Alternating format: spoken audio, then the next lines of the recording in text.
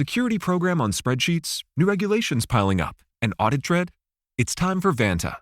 Vanta automates security and compliance, brings evidence into one place, and cuts audit prep by 82%. Less manual work, clearer visibility, faster deals, zero chaos. Call it compliance or call it compliance. Get it? Join the 15,000 companies using Vanta to prove trust. Go to vanta.com/calm. That's the sound of a big deal. At Wayfair, that sound happens a lot. Dream sofa for half the price?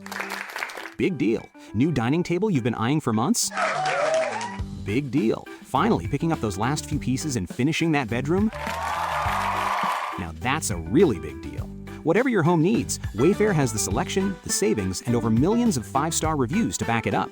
Shop Wayfair.com today before someone else snags your big deal. Wayfair, every style, every home. Could pop up all the time, right? Because we're so different. So one example is like he came home late from work and I was working late and he's like, let's order some dinner, Sandy. So I'm like, okay, cool. So I pull up the app and I start looking and I realize, well, he's motivated by safety. He wants the same thing. He's going to order the same burger from the same place. And that's just what he needs to be happy. So I'm looking for it. I'm like, oh, okay, yeah. Actually, I found Chipotle. And I was like, okay, honey, how about Chipotle for dinner? And he looks at me and goes, no, can't do that. And I'm thinking, but you love their burritos. What's the deal? And then it hits me. His other emotional magnet is value. And we only live 3 blocks away from Chipotle. He can't justify a home delivery that's only 3 blocks away. And so I'm like, oh, okay, I get it. That was Sandy Gerber, a communication coach, emotional intelligence trainer, and best-selling author of Emotional Magnetism, which has won 24 international book awards. Sandy's mission is to help people have connected conversations. She's ranked as number 16 in the 2026 World's Top 30 Communication Professionals by Global Gurus and the 2025 Women of Influence Creative Innovator. Sandy is passionate about helping people to communicate, to connect by developing and sharing emotional, intelligent communication tools people can start using right away at home and at work.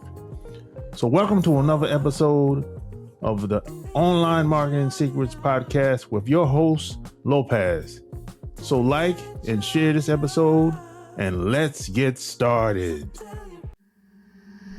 Sit back and relax and get ready for another exclusive episode of the Online Marketing Secrets Podcast with Lopez. This episode is sponsored by FindFlightsAndHotels.com. Looking for the perfect summer vacation destination for you and your family?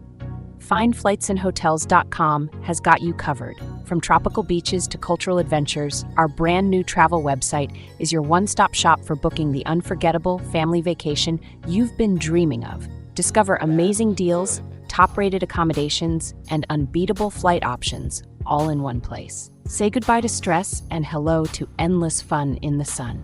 Don't miss out on creating cherished memories with your loved ones this summer. Visit FindFlightsAndHotels.com now and start planning the getaway of a lifetime. So, where are you from? I'm from Vancouver, Canada. Hey. Oh, nice. Yeah. I've been up there. Yeah, actually been up there quite a few times. Oh, it's lovely up here. We love it. Yeah, except during the winter. Oh, no. I'm on the West Coast, so it's just wet, not full of snow. Oh, right? okay. That's cool, you know. Yeah. So how'd you get into, I guess, the communication coaching space, speakers? How'd you get started? Was this something you always wanted to do or what? Well, it was kind of by surprise, but I mean, I think since I've been a kid, I've been in communication. My mom was a psychologist, so I was always interested in words and how they made people do things. And I was the kid, Lopez, that people would say, hey, Sandy, what do I say to get my parents to say yes? So I've been crafting messages for a long, long time. this journey of mine didn't start until about 15 years ago, and it came out of failure, like most great lessons do. I was, by all accounts, looking successful. I was, I had a big business, I had a team, I had a sexy office. I mean, I was killing it from 9 to 5. But in my personal relationship, my marriage was falling apart. So I felt really incongruent, and I felt like, I wanted what my parents had. They had 52 years of marriage. I wanted to walk down hand in hand on a beach with gray hair, and I thought, this isn't going to happen. So I started really researching communication. I mean, I'd say it was pretty much an obsession of mine, right? I wanted to know what's the secret to having an effective relationship. And that took me on a journey, about a decade. I studied communication and psychology and behavioral science. And I stumbled across this research in the 60s. And I remember still to this day, the feeling of opening this book. It looked like a comic book because it was from the 60s, all tattered and torn. And I sat down just to read a few pages. And then by the end of the night, I realized I'd finished the whole book. And what it told me was more about myself that I didn't know. And that set the trajectory of my life. So from that moment, and that became the heart of my book, everything changed.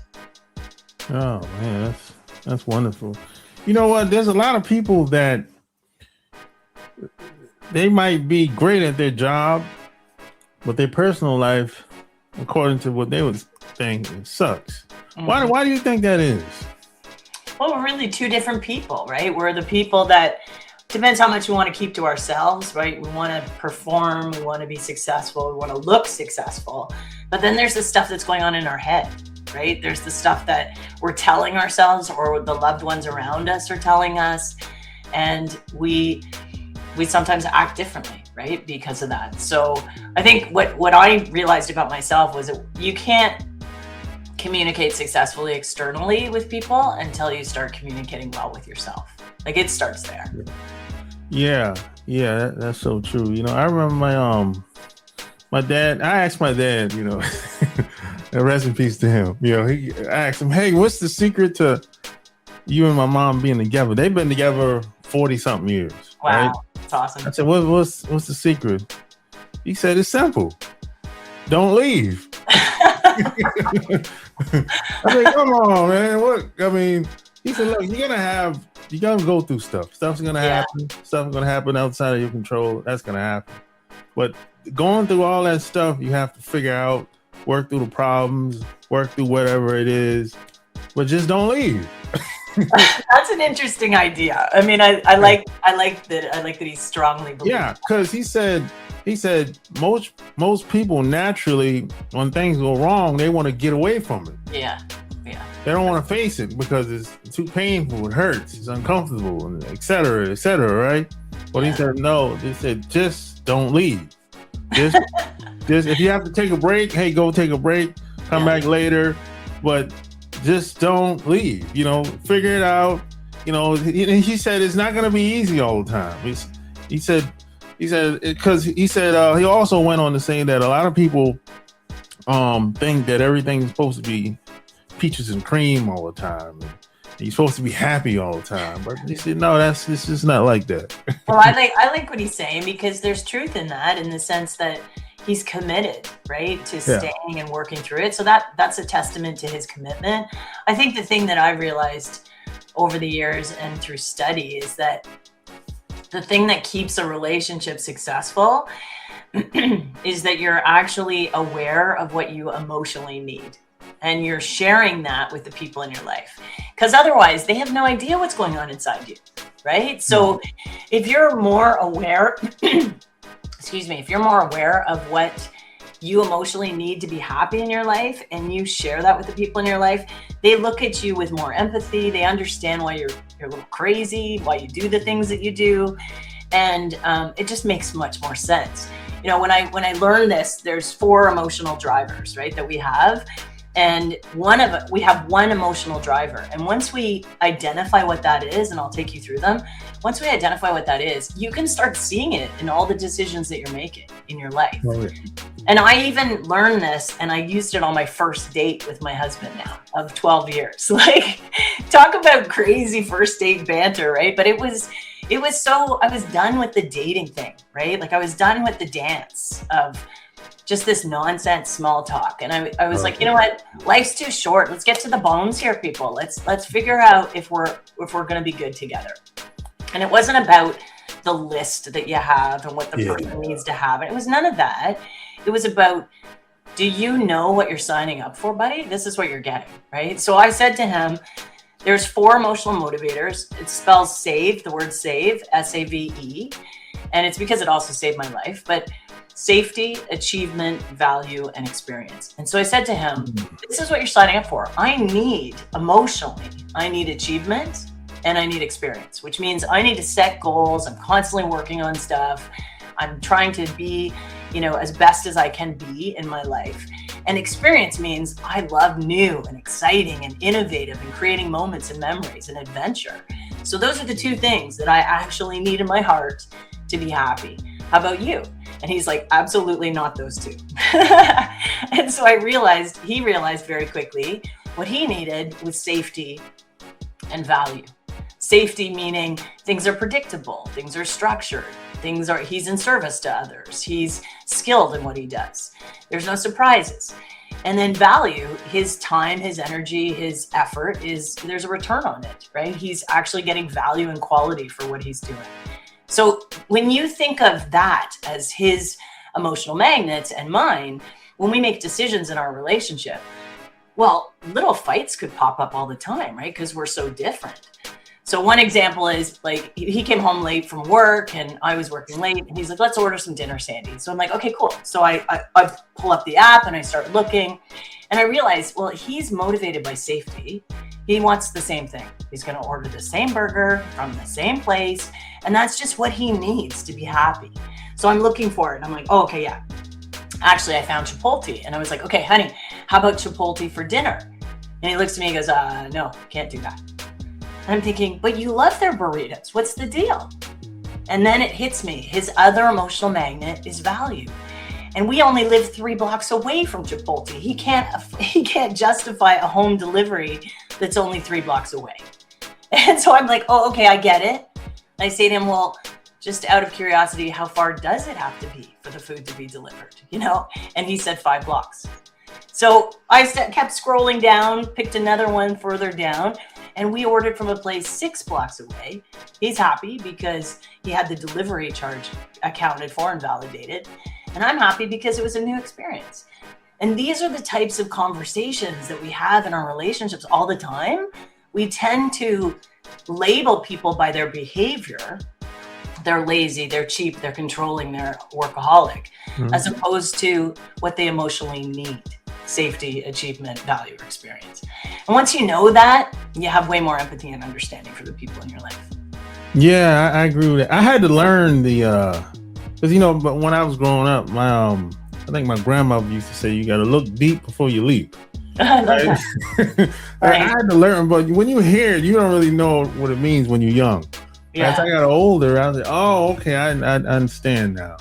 Yeah. And you have to, most of the time, when people behave or act in a way that you might dislike, a lot of times it's based on something happened to them, a good experience, bad experience. And once you understand where they're coming from or where it stems from, then you'd be like, oh, okay. That's right. I get it now, Yeah, having some empathy for people, right? It's hard these days too. There's a lot going on, right? There's some craziness happening. And so it's really hard when you're thinking about even a stranger or someone in your family. We've all got this inner loop going in our mind, right? Like, there's this research out of Canada, Queen's University, that said we have on average 6,200 thoughts a day. Like 6,200. So of those thoughts, 80% are negative. And of those, 90% are repetitive. So think about that, La Paz. We've got a negative mental playlist looping in our head day in and day out. Each of us. So for us to get our message into that brain, from someone that we love or someone we work with, we have to start communicating in a way that we understand they've got a lot going on in there, and we need to have some empathy and understanding and communicate effectively to get through, because it's just a crazy world right now. Yeah. I actually had to learn that too, because what happened is, I would say for the most part, I'm the same every day. I'm always positive, regardless of what's going on. I always try to learn from experiences, good or bad, whichever the case, right? Yeah. But other people aren't like that, right? So I used to think that other people are supposed to be just like me, right? And someone else might, they might got a phone call they didn't like, or it might have got yelled at on the job, or something might have happened. And I'll call them, and I'm thinking, hey, what's wrong? He's like, oh, something happened at the job today or whatever. And, that pretty much threw their mood off, the whole day off. And I'm thinking, hey, man, why do they get so upset about stuff like that? Yeah. And I realized that, hey, some people just have to work things out. But what I used to take it serious. I used to think, man, I just don't want to call them no more, because every time I call them, they're talking about the job, or they're talking about what happened with their wife and the girlfriend, Yeah. So I used to take that stuff personal. Yeah. It can drain your energy, right? Yeah. Oh, yeah. Well, that's the thing. I think one of the things I teach people is a really great little tool that you can use, especially because there's so much negativity around us. It's like an energy vampire, right? They can just steal your energy, especially with you being optimist and being up. It's really hard. And one of the things that I tell people to do is to start by looking, it's called first and last. Start by looking at the first thought of your day. Like I'm talking about before you even lift your head off the pillow, what's that first thought in your brain? And it may likely be, snooze button. It may be, the problem that you went to sleep thinking about, or maybe, I got all this stuff I got to do today. But whatever that first thought is of the day, that sets the trajectory for your whole day. So even starting by saying, I have everything I need to be successful today, or I am capable, or I'm healthy, I'm whatever you want to put in there, more than an affirmation, it's a thought that you set for the whole day. And then at the end of the day, your last thought of the day is just as powerful, because it goes into your sleep. It goes into your subconscious.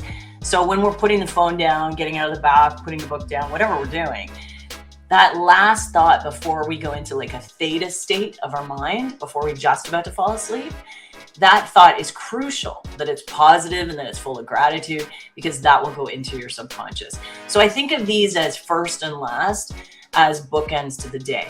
Now, if you talk about the person you're just referring to, they don't have that practice in place. No. They let that one bad thought, one bad thing set their whole day, and probably days, right? So this is a practice that we get into to keep our inner chatter aligned to what we need to be happy, and it's it has such a huge impact on your day.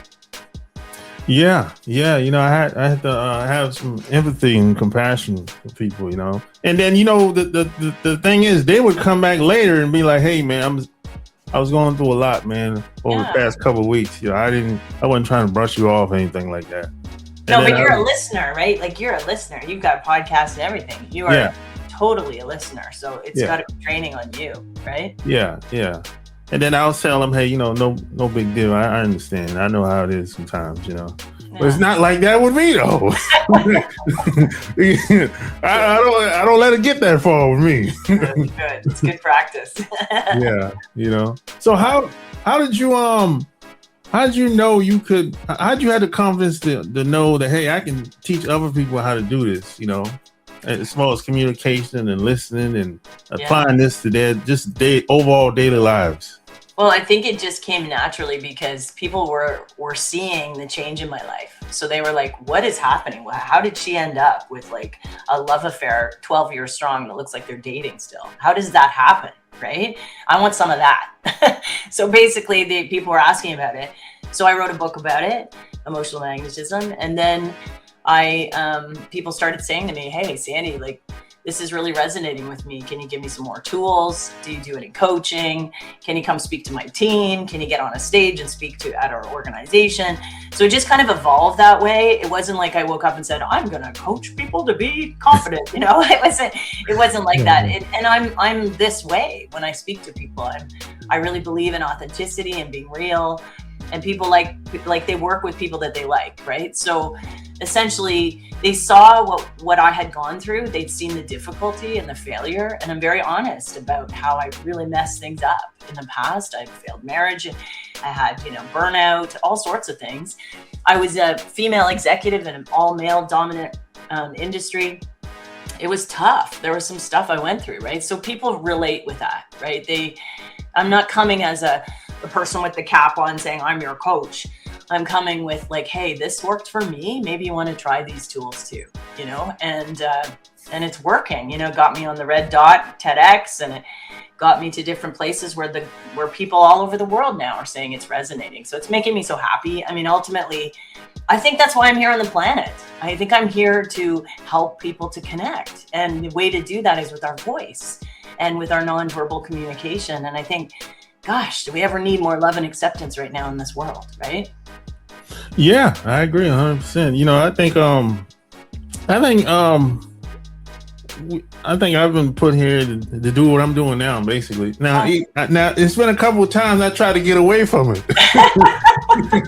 Not always easy, is it? No, because people kept, I have friends. I've had friends for over 30 years now, and they kept telling me, "Oh no, man, keep doing it. You're good at doing this."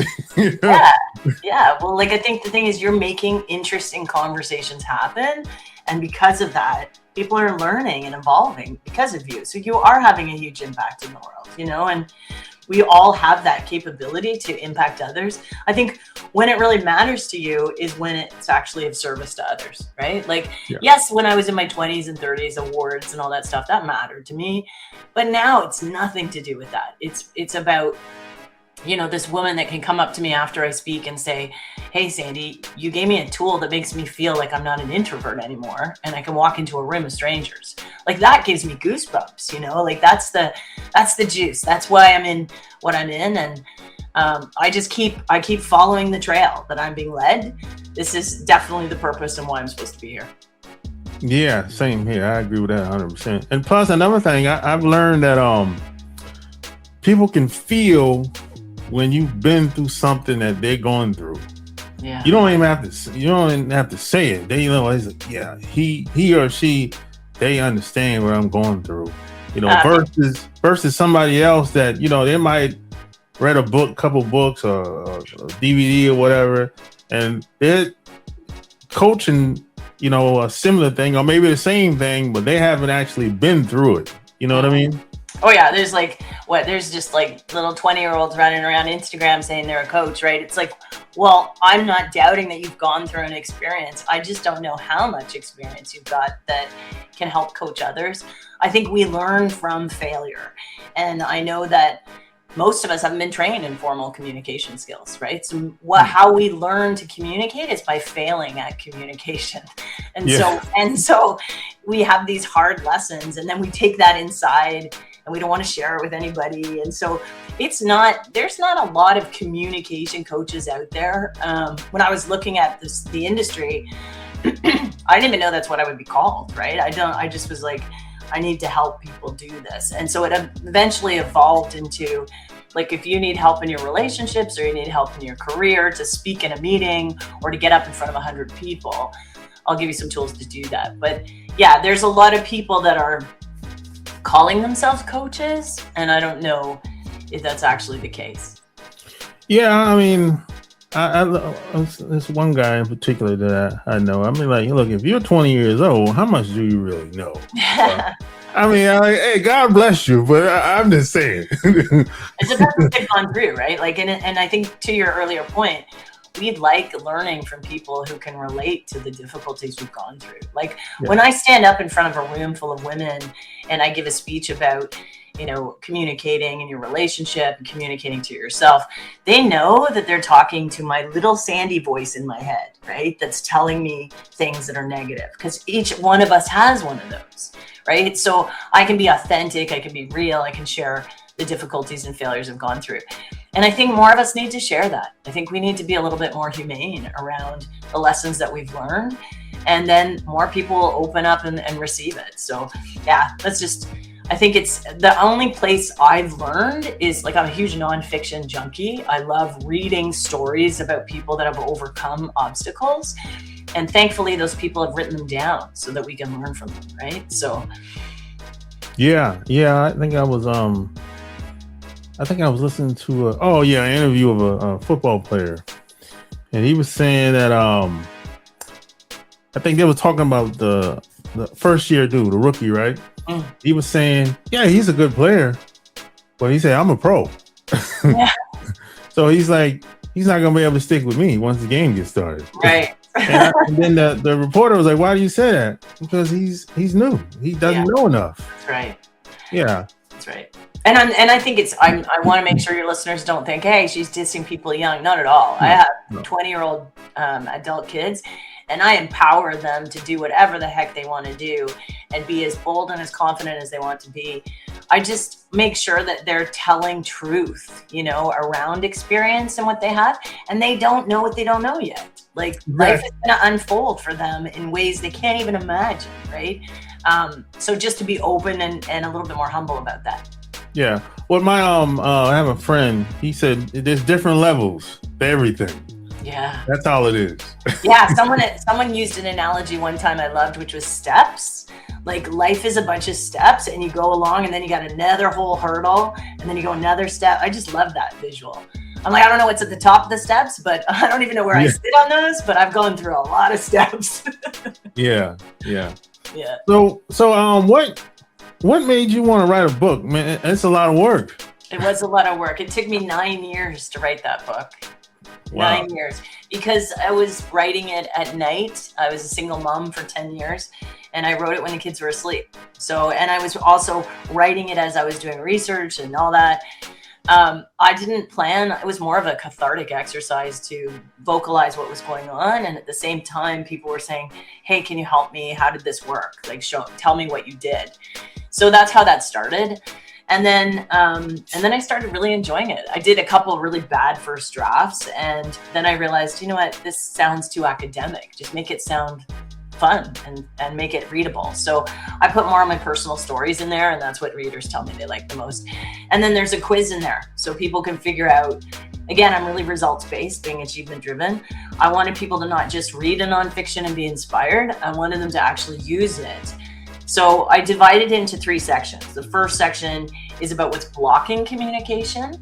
There's 16 different ways that we block communication, and many of us don't even know. The second section is about the emotional magnets. So, like, the upside and downside of each of them.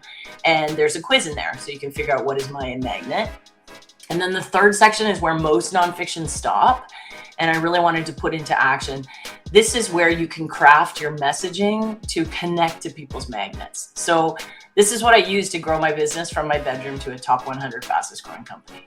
I use the emotional magnets, and people are like, how does that work? Well, my marketing background plus these magnets, if you are trying to sell anything to anyone, you need to figure out what their magnet is and craft your message to connect to it. That way you will get their attention. So then that's how that book came to be. And now I'm working on my next book. Yeah. I think a lot of people have, maybe good habits, bad habits, or whatever, but, how do people,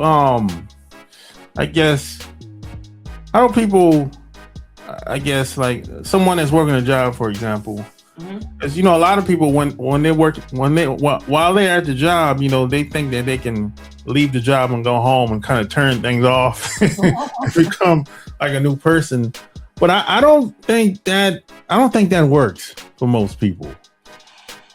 It's pretty hard to turn that off, right? Like, you're if there's an issue that's going on at work, it's going to come with you home. right? So the thing is, it's about how you're compartmentalizing the issues and how you're processing them and what you're communicating to the people in your life, right? So I have this rule in our house where, and we didn't discuss it, it just happened in our relationship, where as soon as the person comes home, we drop whatever we're doing and we go to the front door.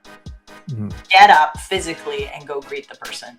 So what that does is, even if someone's had a bad day, it makes that person feel seen and respected and heard and valued. And that can shift a mood in 2 seconds just by being present for the people. And I think when we have relationships and we've been together for years, they don't just stop being effective relationships, they drift. And your relationship drifts because you stop doing things like that, where you show the person that they matter, you know? So that's the first thing. And I think then it's about asking them the 4 most important words you can ask your partner. What do you need? 4 most important words. And then shut up and listen to what they need, right? And what do you need? Like, if they're upset, they've had a bad day, what do you need? Do you need to let it out? Do you need advice? Do you need a solution? Do you need me to go beat someone up? What do you need, right? So like, ask them what they need.